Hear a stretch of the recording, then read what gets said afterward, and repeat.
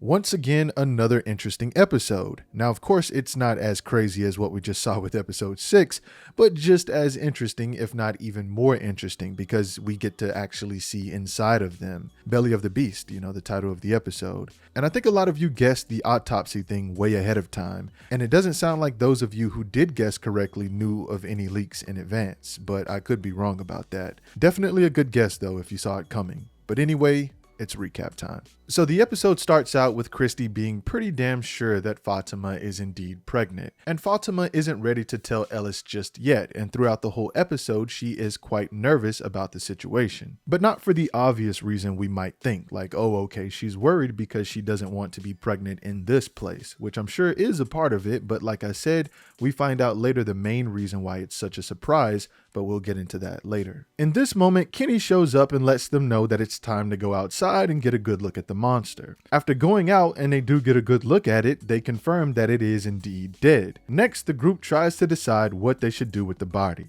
Boyd wants to take it inside so they can do a monster autopsy so they can try to figure out if this thing is human or not, and to get some sort of information on how to kill more of them. During this time, Kenny is just acting like a little biatch, and he just wants to burn it and doesn't want to take something so evil inside of their home. I honestly don't see any benefit to siding with Kenny in this moment, which is probably why no one did, and he was really the only one who felt this way. But I'm just like, what the hell are you even talking about, Kenny? Like, why wouldn't you want to take a closer look at this thing? Aren't you trying to get out of here too? Aren't you trying to survive? Even Christy was looking at him like, what the hell are you even talking about? And why are you acting like a little biatch? Which I'm probably going to be saying that a lot throughout this recap, because Kenny is acting like a little biatch throughout this whole damn episode. And over at Colony House, we see Donna and Dale discussing the situation that happened with Ellis. And we can see that Dale feels a little bad about what he did, but he's also concerned about not having enough food and feels like someone needs to say something before the food shortage issue becomes a bigger problem. Which it does sound like the food shortage issue will definitely become a bigger problem later on, but with all these people here now, I wouldn't be surprised if we get another massacre before the season ends. But Donna leaves and locks Dale in the room, and on her way out, she's confronted by Bacta, who's understandably still very upset that Dale tried to kick them out in the middle of the night, and she doesn't want him there. At this time, the situation is put on hold because Donna runs downstairs to help Ellis and Fatima, since they just arrived because Boyd didn't want him at the hospital because he knew that people would come there to check on Ellis, and he didn't want them to find the monster corpse. Over at Kenny's house, Ethan wants to go see Victor, but Jim says no because he says he doesn't want his son hanging around with an emotional, unstable freak that has a gun in his lunchbox. Then Tabitha brings up a good point once they go outside to talk and says, well, you were okay with him confronting the girl who tried to kill him. And then they go on to disagree about how they should raise their kids and their theories about what's really going on in the town. Jim is overly confident that the voice he heard on the radio was a person, and that everything they see and experience is all staged, it's all strategically planned. But Tabitha disagrees, and she feels like this situation may not have the rational explanation that Jim is looking for at all, and maybe it is just unworldly. And she doesn't say this verbatim, but it seems like this is what she's hinting at to Jim. Afterwards, we see Randall about to knock Jim's head off with a drone he's playing with outside, and immediately we can see that Jim is getting some ideas. I mean, honestly, at this point, I'm starting to think that maybe Jim is crazier than Victor. And I already know a lot of people don't like Jim, but the guy seems to immediately just run away with theories and becomes very headstrong on refusing to think outside the box, when Victor, on the other hand, is much smarter in terms of accepting the reality of the town, and he's just very open to learning the way things function there. I mean, the guy measures the trees, he pays attention to the fact that the color of the trees are changing, he draws everything so he can basically have a visual field guide on the town. And he's just more accepting of gathering information, and this actually makes him a lot smarter than Jim. This is just one of those times where being stuck on logical answers is definitely more of a weakness. Then we jump back to the hospital where everyone is preparing to do the monster autopsy, and Grin and Gary has the wildest resting bitch face. I mean, that is a very creepy character right there, and the amount of detail that they did this season with the new monster design is just so much cooler. I really like that. Also, during this time, Marielle begins to have withdrawals, and Kenny is still acting like a little biatch. In the next scene, Jim approaches Randall about using the drone to try to find a way out. And Randall is also being the biggest asshole during this time. Jim thanks him for helping him look for Tabitha, and Randall responds by saying that he got Tom and Brick killed basically for nothing since Tabitha wasn't there.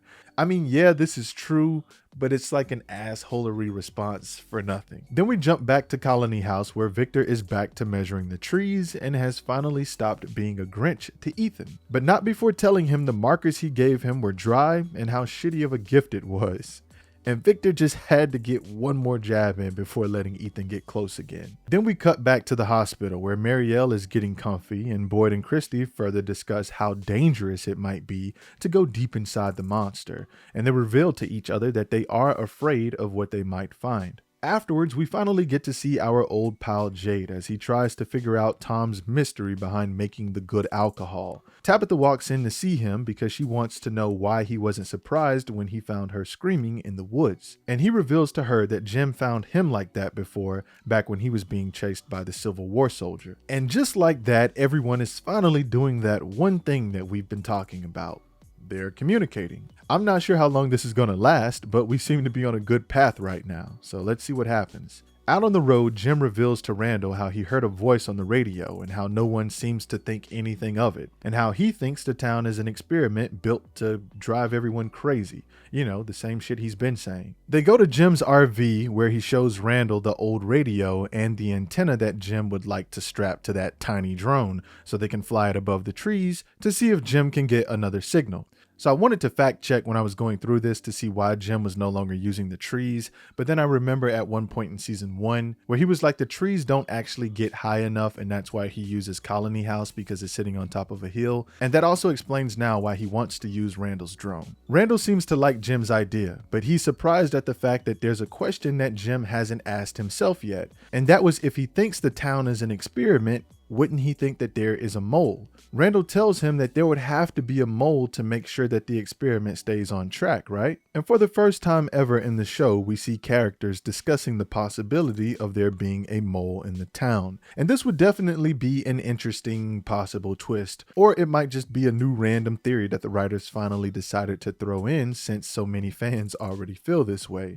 I mean, this could just be a distraction, and aliens could still be a possibility, you know? I mean, I'm just talking, of course, but I'm just saying that to say that all the added theories creates a lot of possible outcomes for the story. I mean, I personally think it's fun, but I also understand that the feeling of endless questions gets tiring for a lot of people who also enjoy watching. I mean, but I guess that's just one of those things you're either gonna hate it or love it, you know? Either you're gonna be a fan or it's something that's just gonna get on your nerves and you'll eventually stop watching. Back at Colony House, Julie finds out about Ellis getting stabbed, and of course she's shocked, but they let her know that everything's all good and he's currently recovering. On her way out, we find out that Elgin's flirting skills aren't that great because he doesn't really pick up on the fact that someone saying, hey, we gotta stop meeting like this is sort of a flirtatious thing to say. So I don't know, the guy has to level up. But he pulls Julie aside and tells her that he would like to go on a walk so he could talk to her about something. Then we go back over to the hospital where they are really dragging out the monster autopsy for Grin and Gary. Like, holy shit, it's taking quite a while. But they finally begin to cut into him, and we get a nice little fun jump scare along the way. And you guys should let me know down in the comments below if that got you. You know, we really don't seem to get a lot of jump scares in the series, so it's really fun when they do it, and it's always usually pretty unexpected, and I really appreciate the way that they don't overdo it. But also, this little flinch by the monster scares the shit out of Kenny, and he finally transforms and goes full wimp biatch on us, and he storms out of the room because he wants everyone to stop the autopsy. His reasoning does make sense for wanting to stop because he feels like opening the creature is like opening Pandora's box. And this could make things a whole lot worse for them, which Kenny could be right about, but he's really letting his fear get in the way of them making real progress. Which is why we see the scene towards the end of this episode with him where he returns.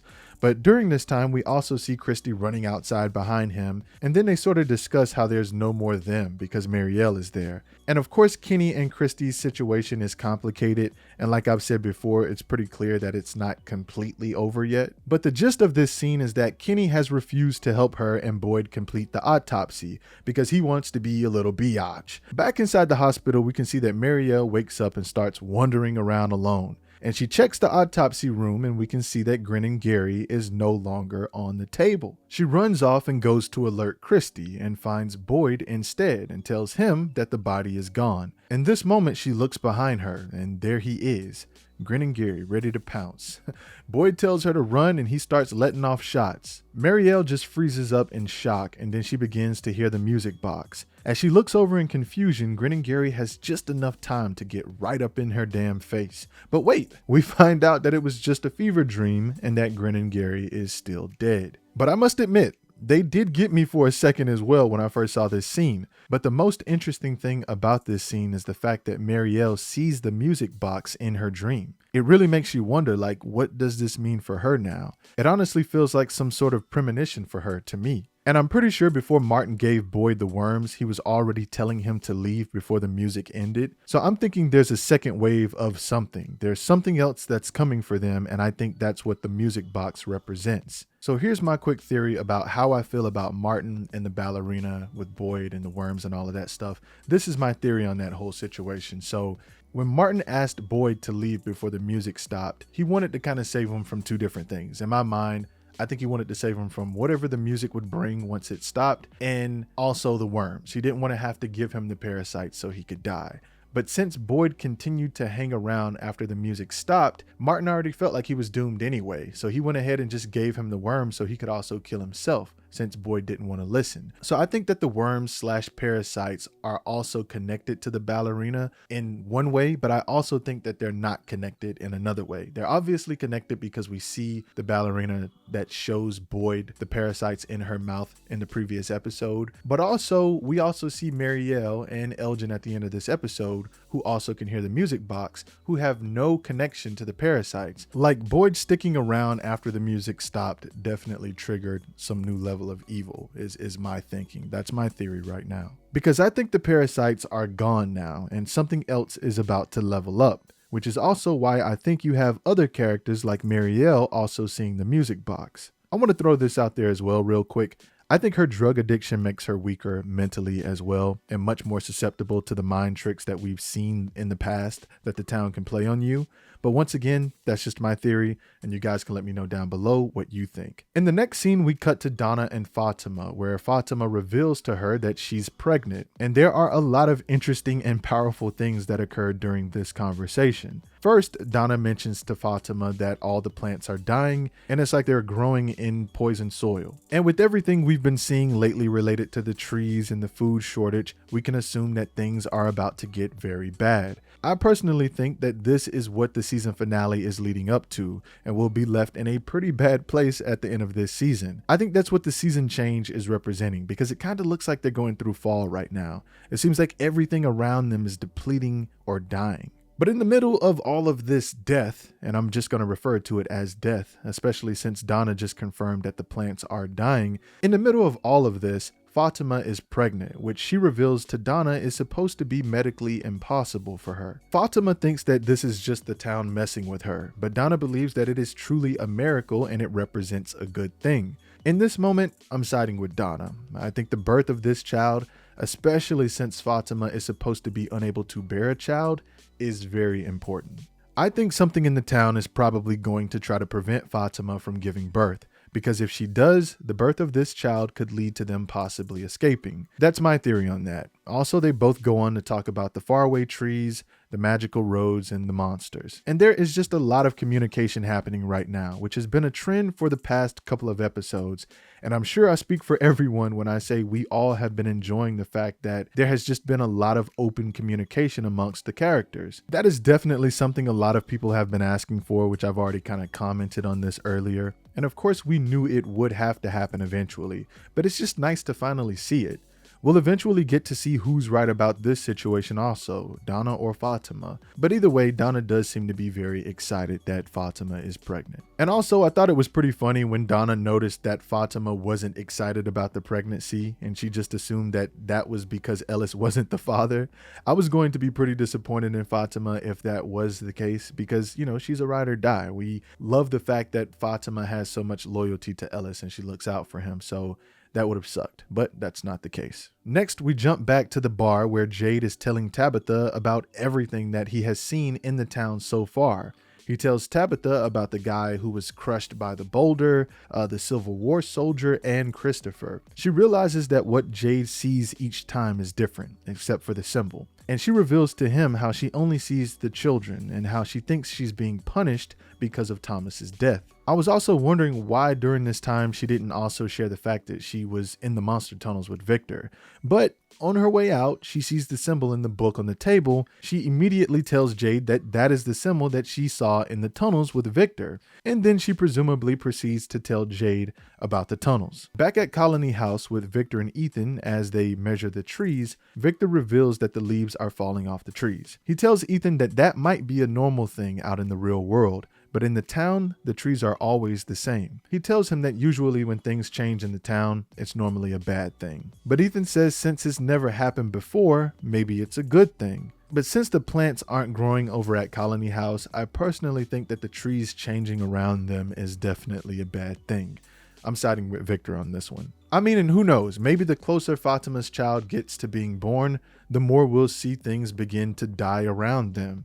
I'm just throwing things out there, of course, but that's my take. Who knows? Maybe the closer her child gets to being born, everything around her dies. And if you kind of notice, this kind of started to come about maybe around the time she possibly conceived the child. I'm just saying. Then we cut back to the hospital, to the autopsy, and we see Kenny joining back in. And finally, he has stopped being a little biatch.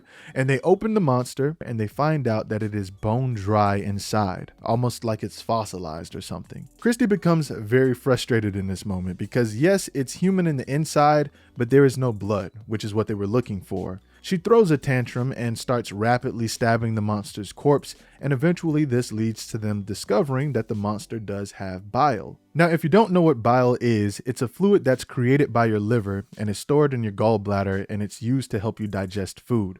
So basically, they just discovered that the monsters may not have blood, but they do have digestion juice, which does sound pretty fucking disgusting. But I guess they need some way to break down all that flesh they eat, right?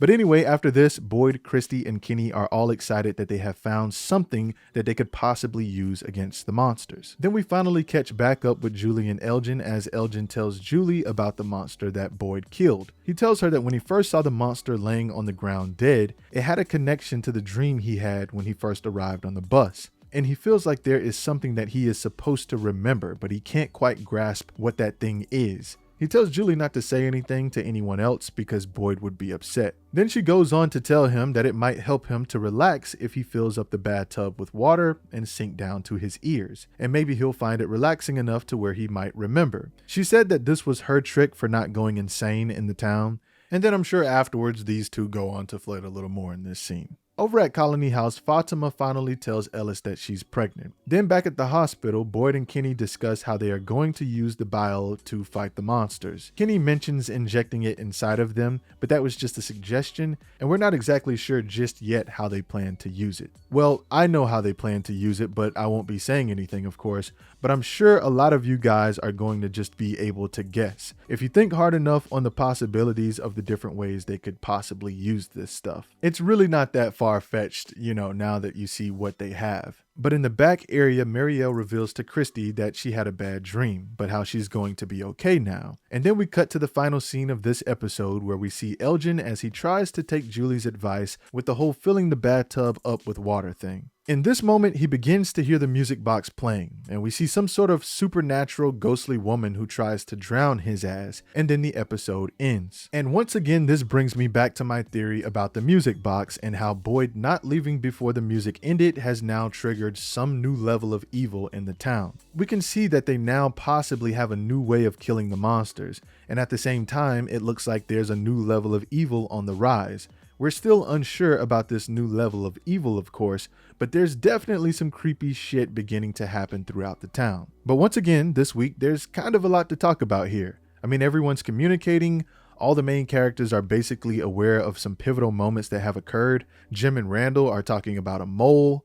Fatima has revealed her miracle, or curse. Jade now knows about the symbols in the caves, and Tabitha has told him about the children, and then she also knows about his visions. I mean, there is a lot of shit going on right now, so you guys definitely let me know down in the comments below what your theories are from this week's episode. And as always, thank you for watching.